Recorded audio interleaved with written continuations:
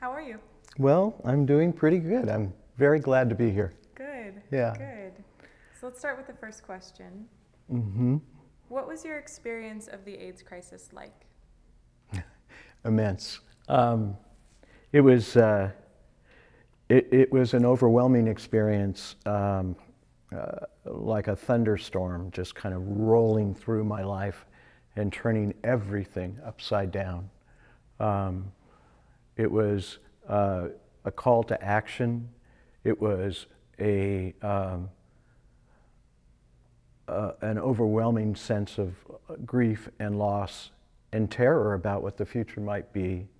And it was incredibly hard on me in that I lived in 3 different cities in the period before it became prominently known as AIDS. HIV/AIDS was still something that was happening in small bits and pieces, and at that time we were calling it GRID, we had a number of different names for it, but we really didn't know where it was coming from. We didn't know why it was hitting us. There was that larger sense of, is it because we're gay? You know, and here it was coming right on the heels, if you will, of this massive coming out that had occurred in our culture. I was at the time 23 or 24. I didn't come out when I was in college. It was just too much of it was a big decision, and it meant that I potentially was going to lose my family and my friends, and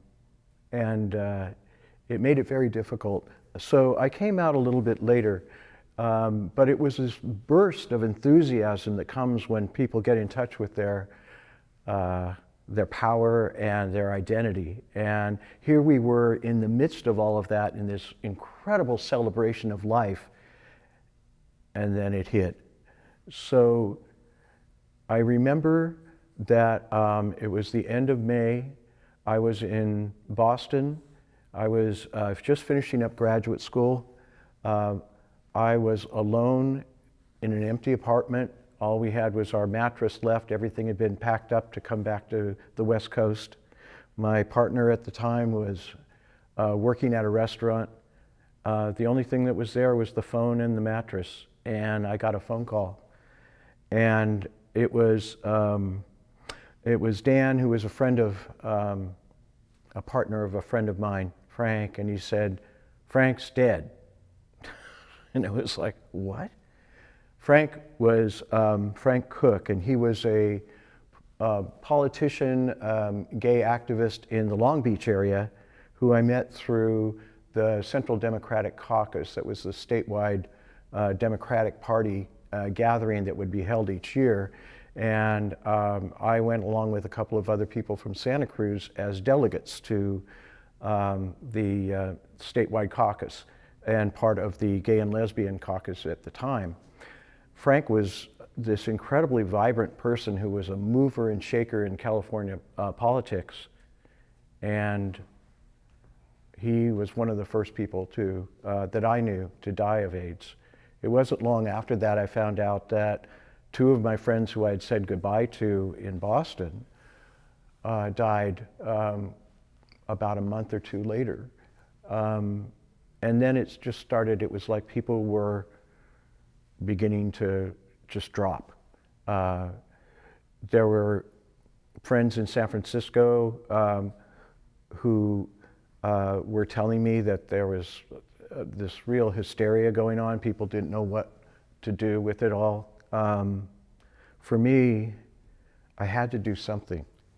It was around the same time that I came back to Santa Cruz and connected with a number of my close friends. Jerry, who you interviewed, was really a mentor to me and a very supportive friend. And so Jerry Solomon and I and a number of other people, the chosen 6, if you will, who started the AIDS Project, brought me in as a mental health professional. I was a social worker, and I was gathering my hours to become a licensed clinical social worker. My dream was to be able to be a counselor in the gay community. Now I'm using those terms because that's what we called it then, as opposed to now, you know, the LGBTQ, I can go on. They brought me in and I started working with other mental health professionals. And we were really, in many ways, the first responders. We were helping all of these gay men who were beginning to get sick with trying to provide services for them, trying to provide support for them and things like that. And so within the AIDS project, initially it was this concern, what are we going to do? What are the needs? How are we going to pull this all together? And then ever so gradually, it kind of fell into different,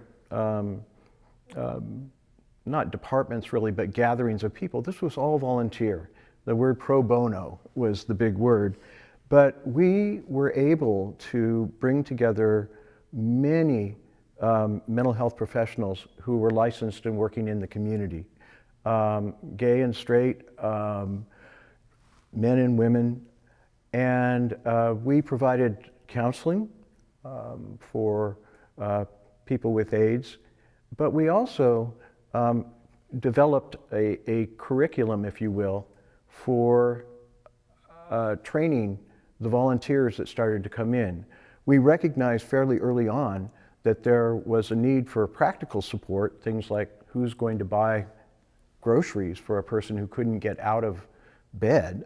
And then there was also the emotional support. We called them buddies. And all of the people that would go through those, to become one of those volunteers had to go through this training, which was either 1 or 2 weekends long. We held them at a house that was the office of the Hospice Caring Project of Santa Cruz. And they were very generous. They actually taught us what it was like to go through the hospice training, and then we developed our own set of trainings, you know, from there. So it included things like the overview of AIDS 101, what it was about as far as we knew at the time, and then we also would go into what are the needs of people with AIDS, what kinds of challenges they might face, particularly with family or loss of family, because that was really big. It's hard to communicate to people now just how hostile the environment still was and homophobic at the time. We were a community that was bursting forth, but we were bursting forth against a very, very large attitude that was not in support of the gay community by any means. You know, we had Anita Bryant at that time. We had a number of other political fights. For instance, the Briggs Initiative, which would have made it the Briggs Initiative essentially was saying that if you were a teacher in the schools and you were suspected of being homosexual, that you could be fired. And I mean, that gives you just a sense of just how ridiculous it was at the time. But we pulled together and we fought that initiative. So we had a lot of people that are already involved in gay activism, and consequently, people just stood up and said, I want to help, I want to help. And so as I got a little off track there, but what we were doing was talking about the psychosocial needs of people with AIDS, and then we taught them about active listening, we talked about boundaries. Boundaries were a very big deal. It's particularly challenging for someone in healthcare in that the fact that you're touching people all the time, it's a very intimate kind of relationship, and boundaries are still very, very important and oftentimes confusing because of the closeness that people develop. So we would do these weekend trainings, and we would have usually 25 to 30 people each time coming in, and they were troopers. They went through it all. Of course, in part of it was talking about grief and loss, and how were we going to deal with grief and loss. And we certainly did. What ended up happening was that we had this cadre of volunteers, people stepping up from all walks of life. But then we realized that we also needed to focus on self-care of the volunteers. And so we would have monthly support groups for the buddies, and also monthly support groups for the practical support people.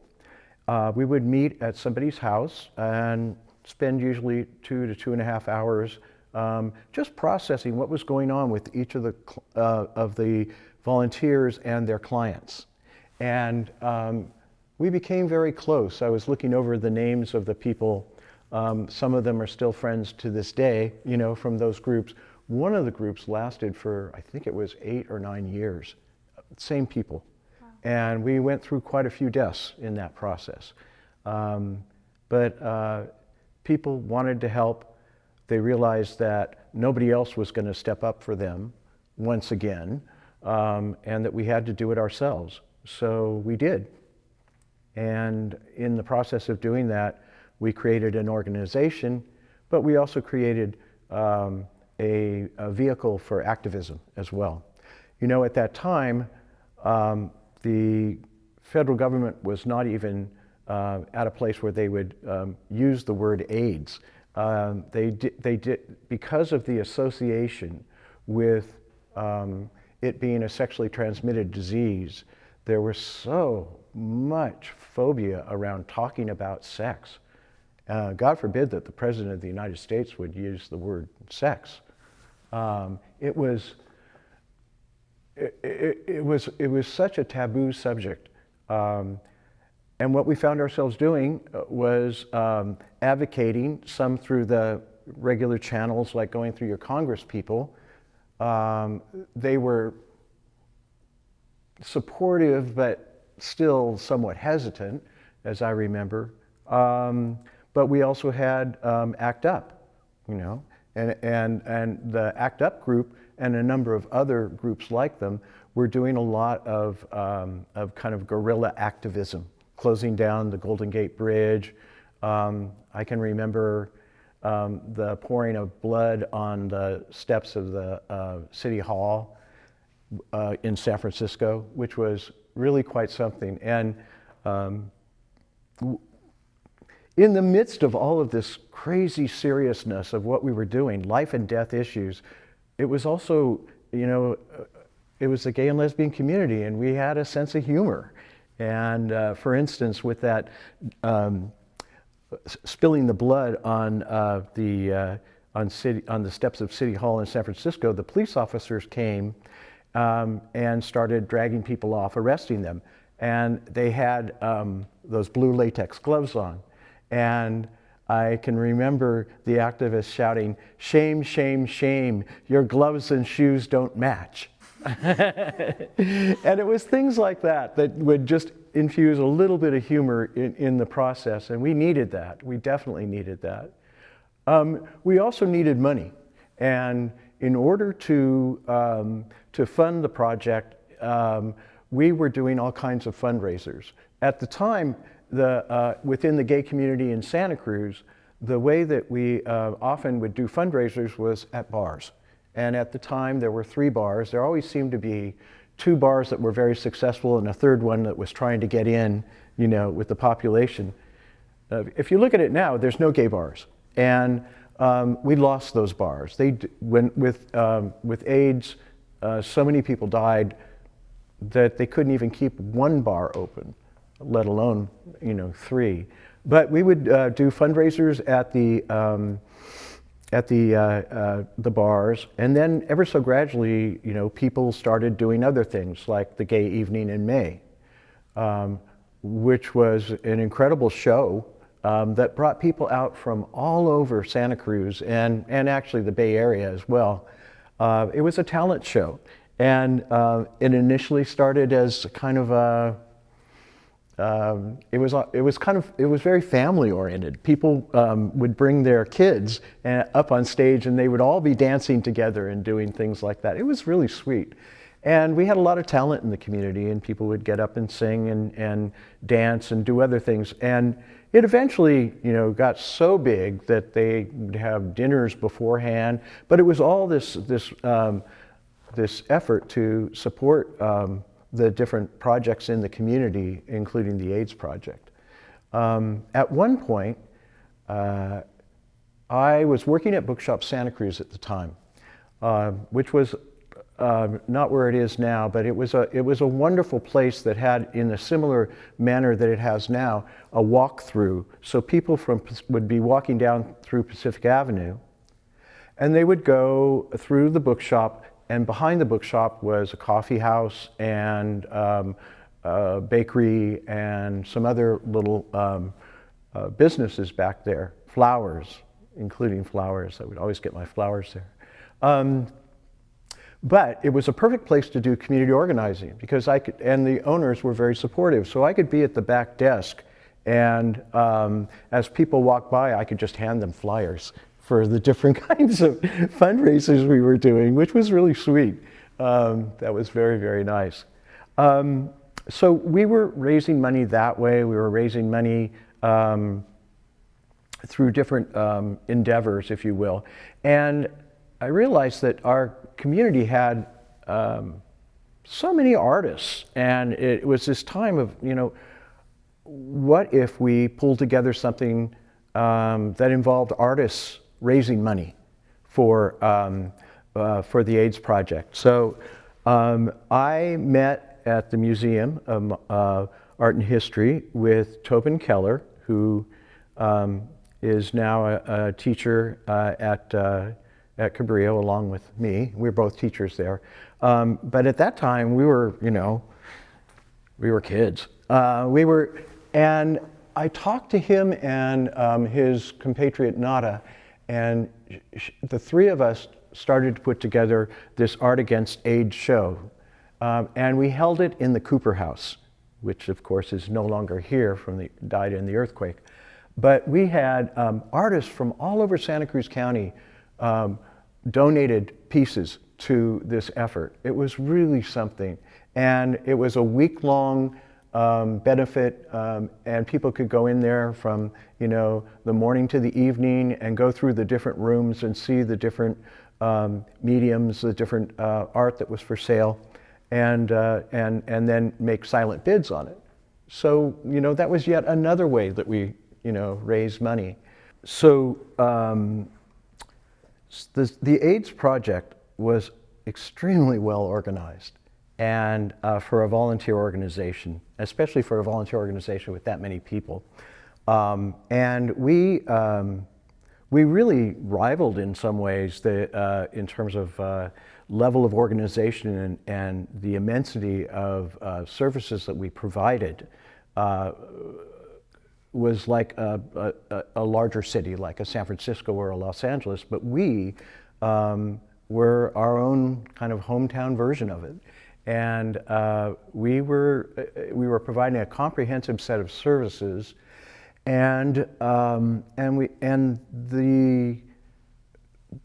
the population, the people that came forward to help, were not just gay men and lesbians. They were mothers and fathers and grandfathers and parents, and we could go on and on, relatives and so forth that came forward, as did people from the religious community, clergy came forward.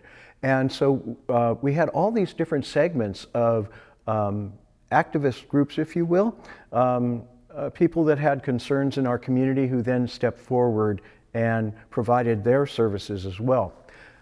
Something that I teach social work, and in social work, one of the things that I try to impress upon my students is the importance of networking.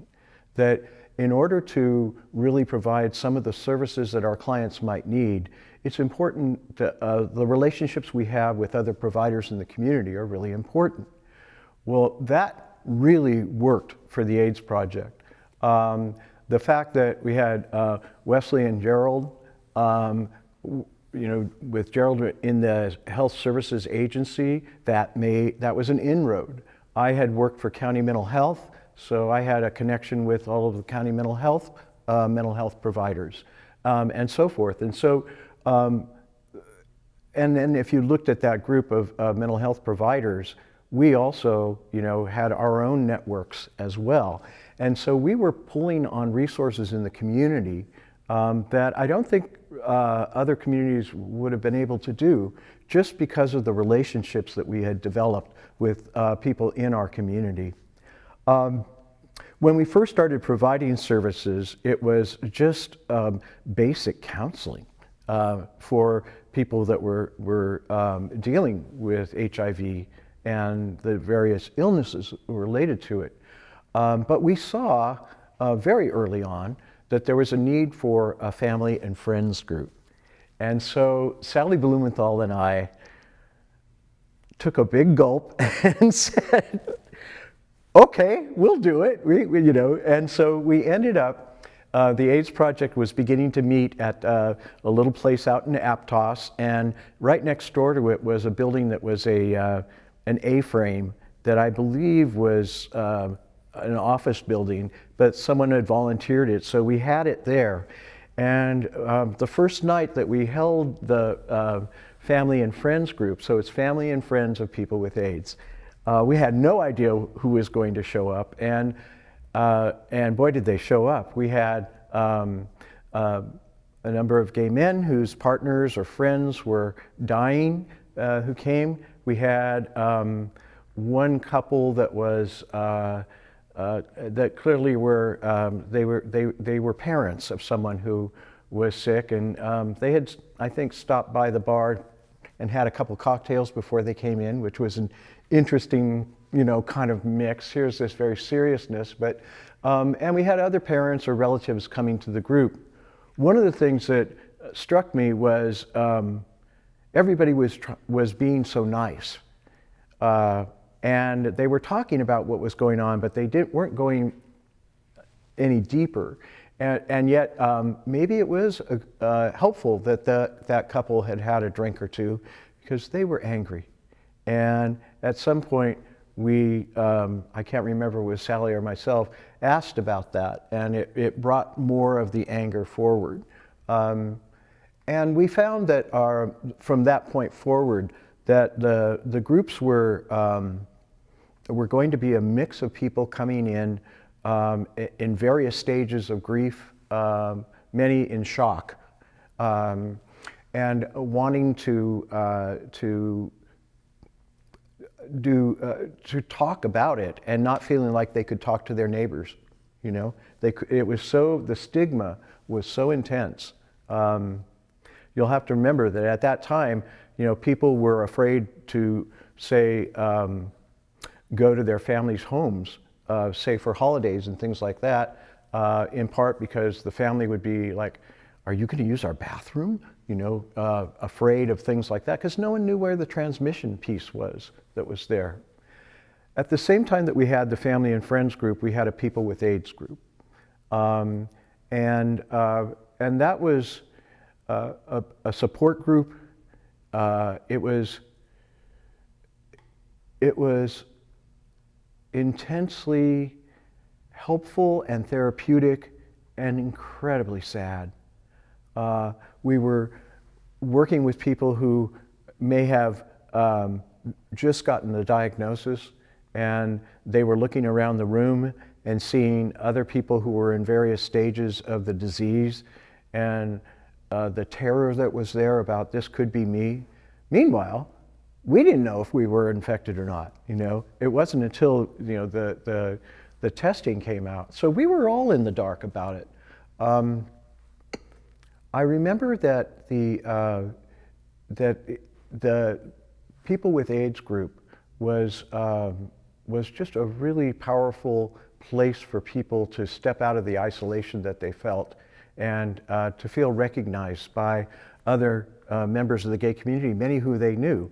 Our community was small, and we knew each other. I should say that before HIV, in the late 70s, as part of the coming out process, I realized that we didn't have a place to meet and talk about who we were and what we were doing in terms of this coming out process, except at the bars.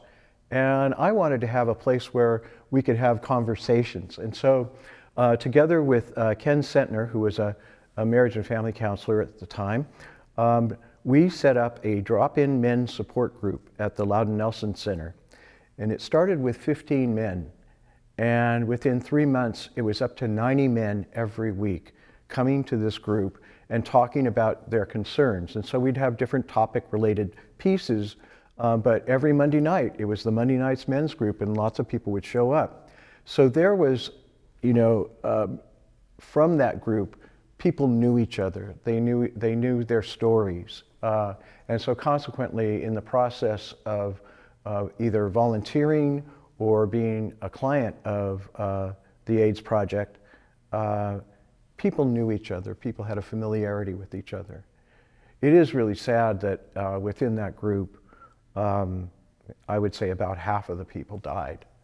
And within which group? In the Monday Night Men's Group. This is pre-AIDS, that over the time after when HIV came on the forefront, just like everywhere else, people got sick and died. Santa Cruz had a strong back and forth with San Francisco, and so lots of people would go up, myself included, we'd go up and spend the weekend up there, go out dancing all night, do all kinds of things, meet up, connect with guys, have a great time, come back on Monday or Sunday night, and so for many of us, we had a whole social life up in the city as well, but that increased the level of infectivity for people as well, because there was so much cross-pollination, so to speak. So people knew each other within the group, and sometimes they didn't like each other. It's just what happens with a drop-in support group, that you get a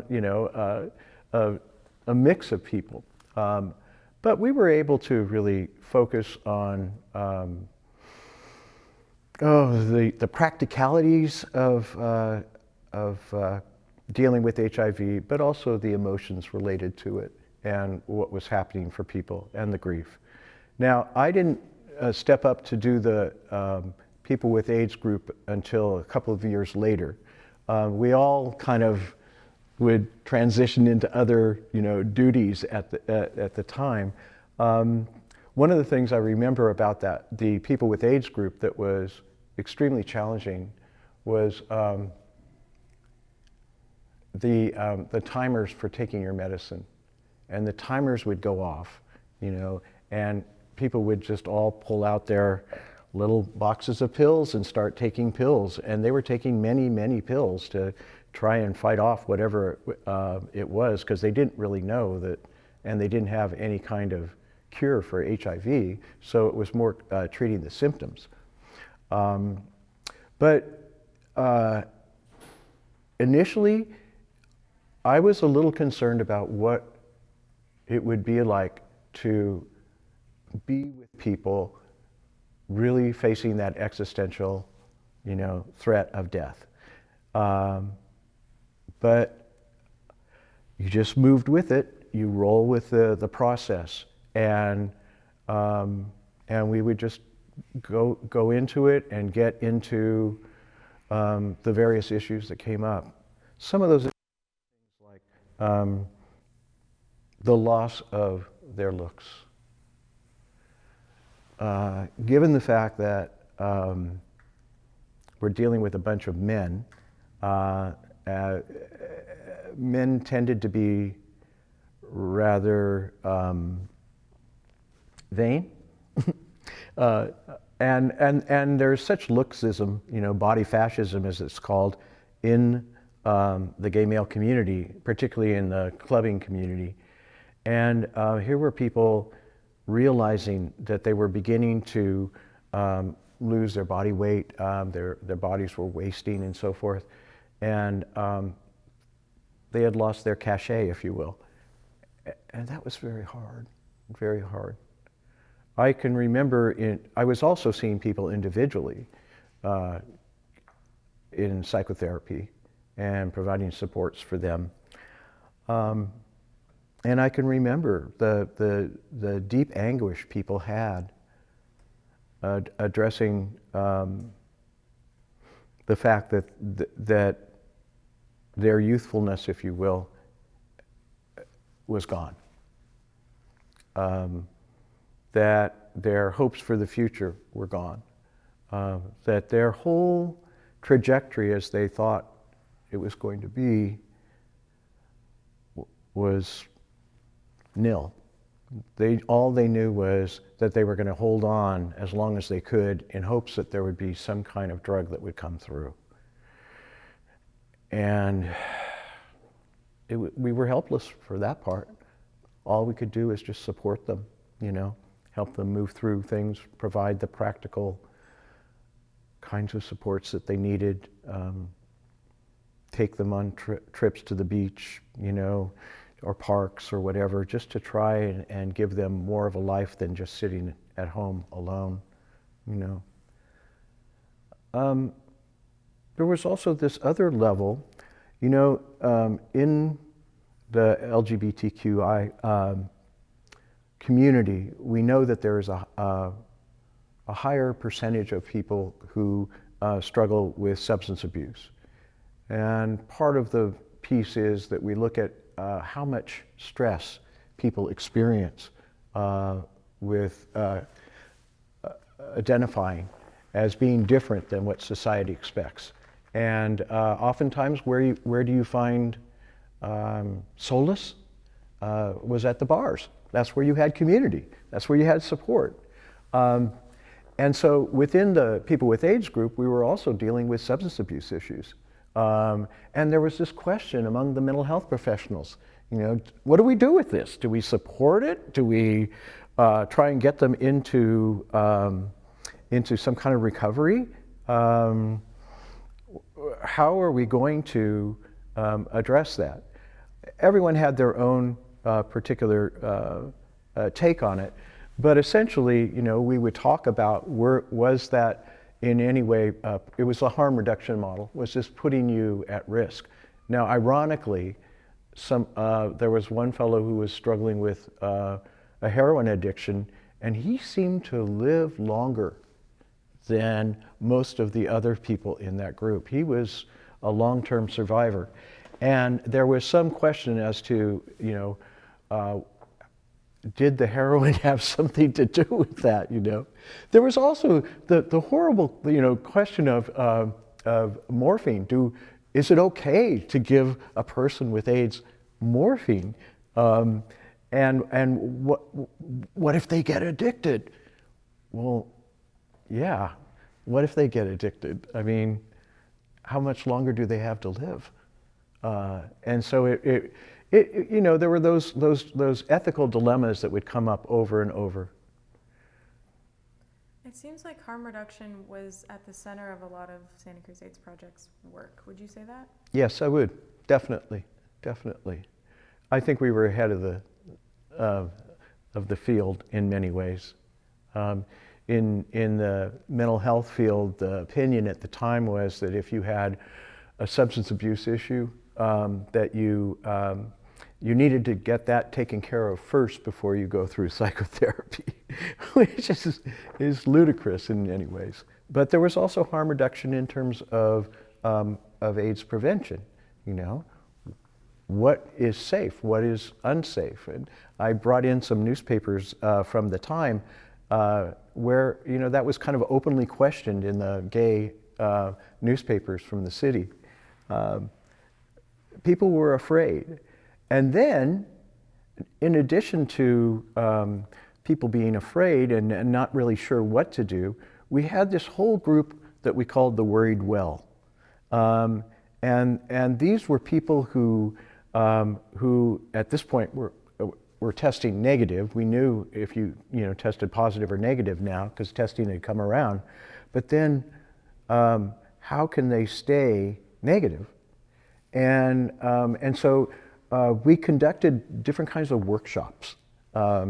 We did a flirting workshop. We did we'd have people from the public health come into our group and talk to them about manners of infection and so forth, and how one could get infected. But we worked with them around trying to really understand what was safe and what was not safe. The biggest challenge at the time was, I think, in many ways, self-esteem. So what is a flirting workshop? Well, you see, we had to try different hooks to bring people in, right? And at that time, there was no internet. So people were putting ads in the paper, things like that, in terms of dating. And what we found was that people didn't really know how to engage in a playful way with each other, and especially because it had become so serious. You know, like, when do you bring up the question? You know, do you know your HIV status, right? And so we would practice with different kinds of pickup lines. You know, of course, there's those horrible ones, but we would practice with each other, learning to have more fun with the connection, and how much did you disclose? How much didn't you disclose? What was it like to be coy? You know, oh, God forbid. Some men were very direct, and it's like, no, you know, that doesn't always work. What we did was we kind of developed scripts, and that was a very, very fun workshop, and it really helped people a lot. And part of what it did too was that it developed a sense of trust amongst each other.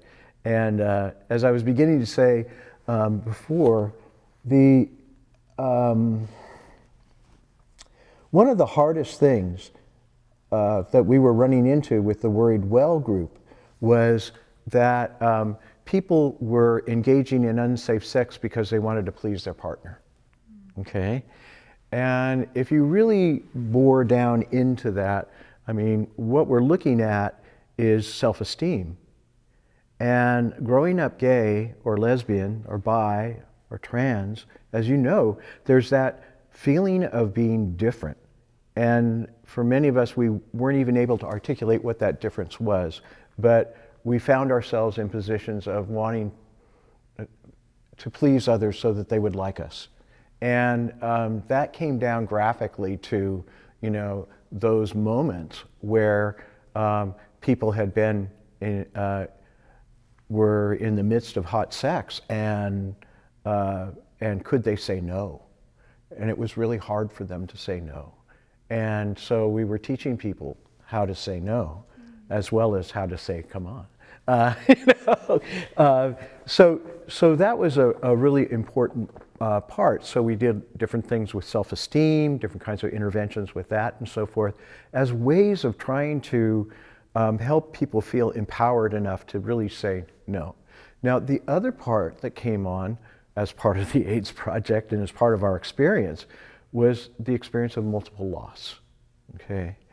And, you know, we were all losing people left and right. Here we were providing services. At the same time, we were not just losing clients, we were losing friends and partners and all of that. And it took its toll. It really took its toll. And we were finding that some people were kind of giving in to, oh well, you know, kind of the idea that, you know, their sense of their ability to really protect themselves gave way to hopelessness. And so we were really working on, you know, trying to keep people hopeful in one way or another. And part of the curriculum I drew from was Caldwell, Helen Caldwell, who wrote a book and did lots of workshops about fear and living in a nuclear age when there could be nuclear annihilation at any time. Well, this was like nuclear annihilation for us, you know.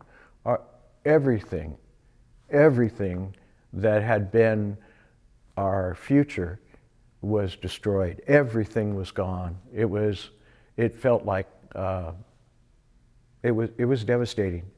I remember going up, this is the height of infectivity and people being sick. I remember going up to the Castro just to shop and, you know, have a bite, see what was going on.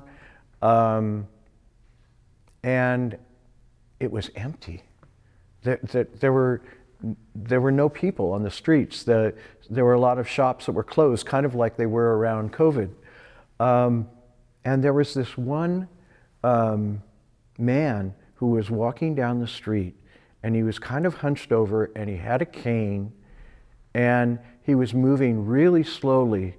I can still see him, you know, going past the seafood restaurant, and he was just barely moving along, and then I realized he was a young man who was wasting.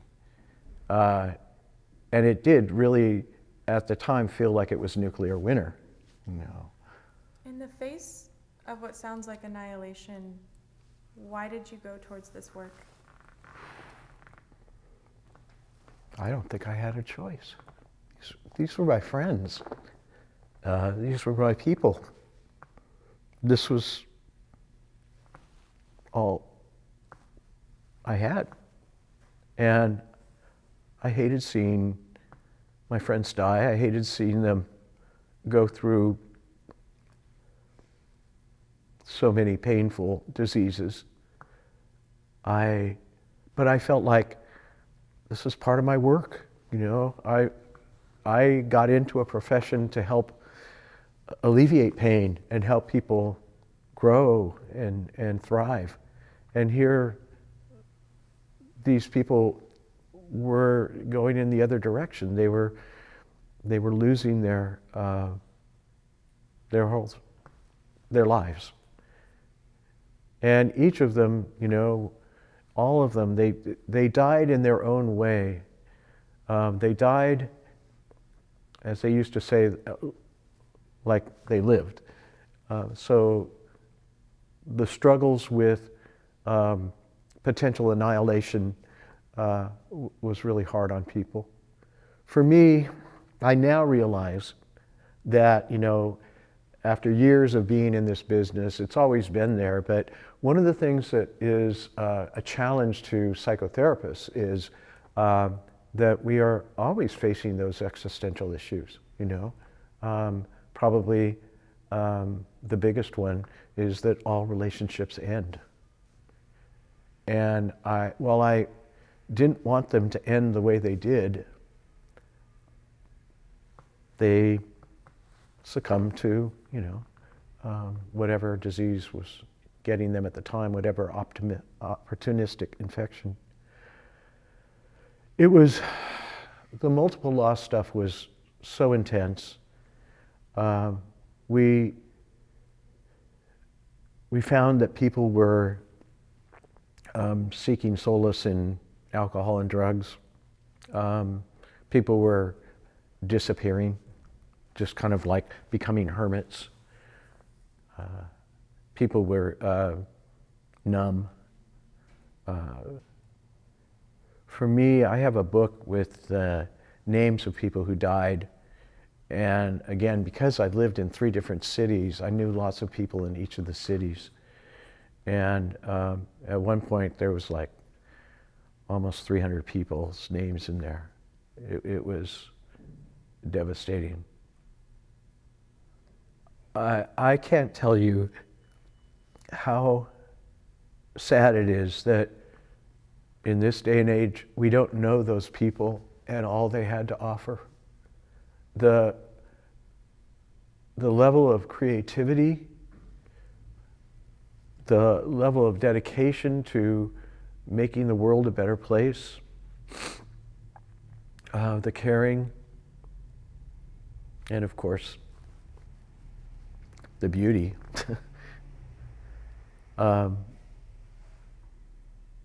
It all seemed to stop for a while. Some people seroconverted, and we saw that as part of the multiple loss piece as well. They what? They seroconverted. They became HIV positive. That they really just gave up, and figured that the best thing they could do was to join their friends who had died.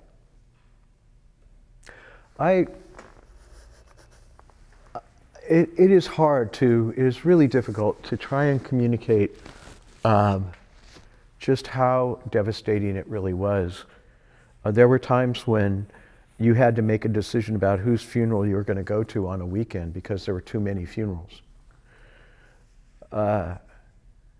Everybody had their own style, of course, and so there was some campiness and things like that around even the funerals. But it was just so hard to comprehend, and we still continue to, I think, struggle with that. The tremendous talent, the tremendous resources that were in those people that died, we could never get back. And it was a loss to our culture, a major loss to our culture that I think we're only beginning to realize in many ways. Running the group, like the group for people with AIDS, of course we were there. I was doing it with John Gervetz, who's another therapist in town, wonderful man. And John and I, after the group would end, we would just hug each other and cry. We had to hold it together and really put ourselves aside to be there for our clients. But it was tough. It was really tough. Especially if clients are also friends. Yeah, exactly.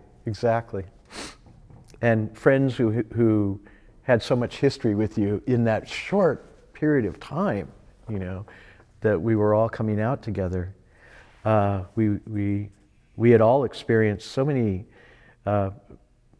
different ecstatic moments, if you will, like the gay parades and some of those. Well, the clubbing was immense and intense. I remember going into large warehouses with gigantic floral displays that were, 6 feet tall, sprays of flowers and different themes, and people dancing all night long, and singers coming out at, like 1 a.m, and people going wild. And I can remember at about 6 or 7 in the morning, at this one particular club, they would pull back the covers of the skylights, and the morning light would begin to come in, and everybody went wild, and they were, continuing to dance, and then they would cover it up again, and we continued dancing till 8 or 10 in the morning. It was wild, and that wasn't necessarily assisted with any kind of anything other than caffeine and intense high of being around that tribe, and it was very tribal. So yeah, we lost our tribe. Take a break there. I went at the APA convention in the 90s. It was in San Francisco, and I went to one workshop on multiple loss, and 2 of the guys that taught that were friends of mine from the 70s when I lived up in the city. And they were, we were all kind of trying to piece this together. No one was an expert. And a year later, they were both dead. It didn't stop. It just kept going and going and going. And you'd hear, from your friends in Boston that so-and-so had died, or, and I just think about it. It was like, the guys that I would take the subway with every day going to school, gone. The guys that the dude that I ended up being, I guess, on the same schedule in Noe Valley. We both end up at the laundromat together, gone. I saw his picture in the BAR, the Bay Area Reporter, the newspaper, where they had all the obits. The guy who sold me flowers, every aspect of my life living in the city was impacted so intensely by that, by death, by loss. I think that I used to say, get a baby. That is, to take care of yourself, be around new life. It allows you to see that things will continue. Things will continue. They may not continue the way that you wanted them to, but life will carry on, and there'll be new challenges. But life is a very, very special thing, and we are so lucky to have it, Did you get a baby? Oh, I had a number of babies. Not my own, but my nieces and nephews and friends who had babies. I love being around babies. To have a baby fall asleep on your chest is one of the most healing things I could think of at that time. And at that time, I had a hammock underneath an apple tree in our backyard. And I just remember holding Laurel, was the little girl's name, and she was just a little baby, and rocking, and in the light coming through the tree and the apples, and just laying there. It opened me up. The heaviness of being so closed in just lifted, and so, I'm a big gardener, and gardening also really helped me a lot. Germinating plants, watching their hope. It's all about hope, and how do you find hope in at a time where it's devastation all around you? And one of the things I learned was to just stop and think about, for instance, how did I end up getting here today, and what was I grateful for? What did I see that was beautiful? And that is carried with me throughout my life from dealing with HIV and all the rest. Now, I ended up being HIV negative, and I ended up being diagnosed with cancer at age 32. Luckily, with operation and chemotherapy, I'm here to this day. But it was ironic because here I was going to the hospital. They ended up putting me in the ward at the hospital where the people with AIDS were, because I knew all the nurses and the doctors, and they took really good care of me. That was very sweet. But it really, that level of not knowing was there as well, and I could join with my clients around that unknown,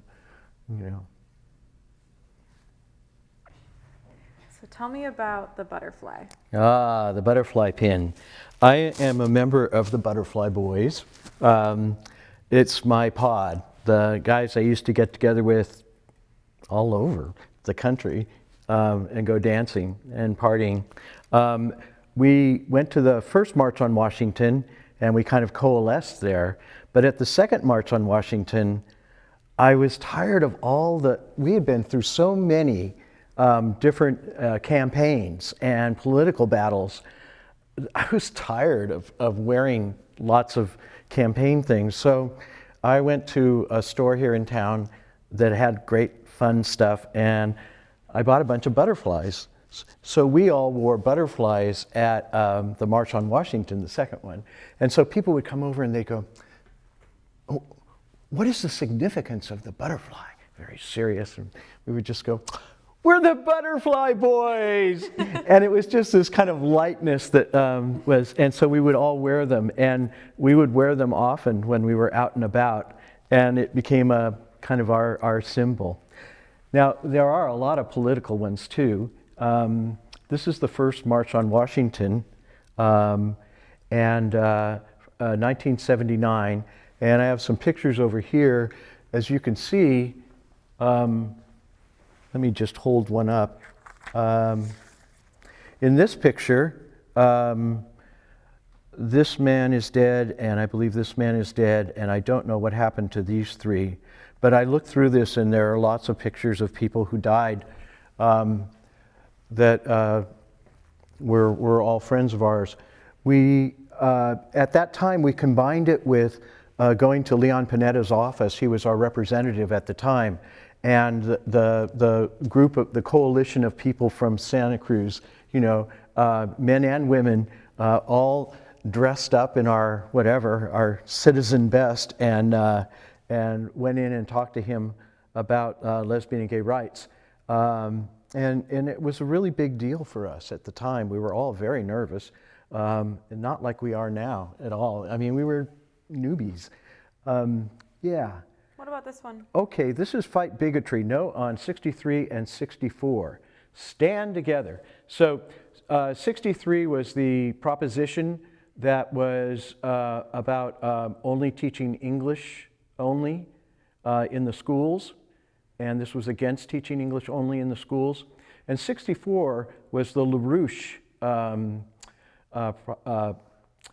proposition, and it was about quarantining people with AIDS. And so these were both shot down by the electorate at large. So it was one of those times when we were in coalition, not just within the lesbian and gay community or the HIV or AIDS community, but throughout California, people stood up and said, "No, this is ridiculous. This is not who we are." Now, it's interesting that they would combine not speaking English in schools and HIV and AIDS. Why do you think that those two came together? Well, LaRouche was incredibly conservative, and we saw that both of these were threats to our personal rights, and so it felt like it was the right thing to do to work together in coalition. It allowed us to garner our resources, you know, and they just made sense to work together. That was a really helpful one. The No on 6, of course, is the Briggs Initiative, which was about that if it had passed, people who were teachers or who were just suspected of being homosexual, could be fired, and that one went down as well.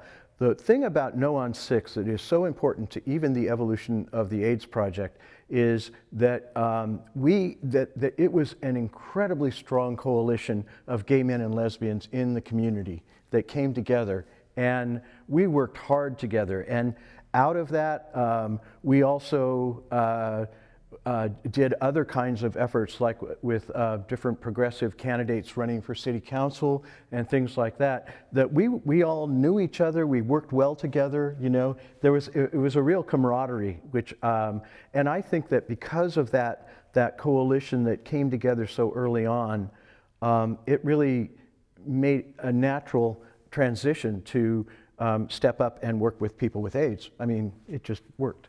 What about this one? The Names Project. Remember their names, okay? So the Names Project, of course, is the quilt, the AIDS quilt, and in 1988 at the March on Washington, they laid it out on the whole mall, and this is from that day. However, we also had it come to Santa Cruz to the Civic Auditorium, and that was a very big deal. It was a place where we could take our grief, you know, and remember our friends. It was gut-wrenching, to say the least. I can remember not knowing how I was going to get out of the Civic Auditorium because I was just doubled over. But one of the nurses from, or public health officers from the county was there, and she just came over and hugged me and held me. We were all, by that time, in it together. The public health and the AIDS project were working very closely. We had some great advocates for us in the county. What else? This? Oh, the latex follies. There was a man, Dennis, who called himself the Pineapple Princess, and he had a whole stand-up comedy act where he wore a pineapple and had the fruit on his head and the whole 9 yards. And what he did was he put together a musical using songs from the 60s that were kind of campy, and he put in new words. And it was like a talk show format that then would have these musical interludes. So there were 3 women in condom outfits that were like the Supremes and would do the backup stuff. It was called a safe sex review, and it was one half of the Gay Evening in May, which of course was that fundraiser, and it was spectacular. Dennis did such a good job. He was a wonderful, wonderful man, and unfortunately he died as well. But before he died, he certainly did us, I mean, it was really, I hope that someday we can see it. I know it was filmed, because it was really something. It was really sweet. And it combined that humor with also the politics and with the message about staying safe. It seemed like there was a lot of humor in AIDS prevention work. Absolutely. Well, you Why? know, I think campiness is part of our culture. It just is endemic, you know. And because we're on the outside often, we see things differently, and we can see the ironies, and we often, you know, bring them out. It's just part of who we are, and a function of being on the outside. But we have a sense of humor, and we enjoy that. Let's see. The other thing, I threw in a couple of these. This is men of quality are not threatened by women of quality, by women's equality. There was a lot of work at that time, not just in terms of gay liberation, but in coalition with women and women's rights. We had a group in town that was Men Against Rape. We had Women Against Rape. We did different kinds of interventions and activities around that.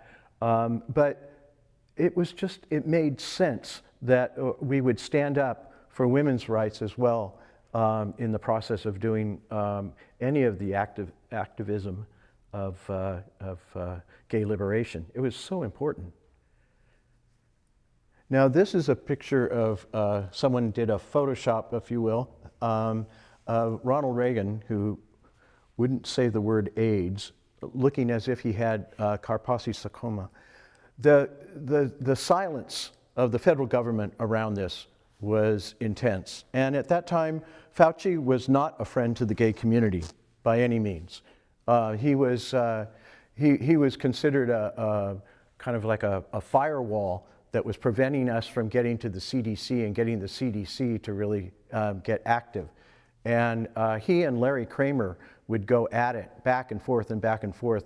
And as he said in a fairly recent interview, it took a while for him to come around to realize that, that this was about a community of gay men who were dying, and the humanness of it. And then he began to really step up. But it took a while for him to get there. Yeah.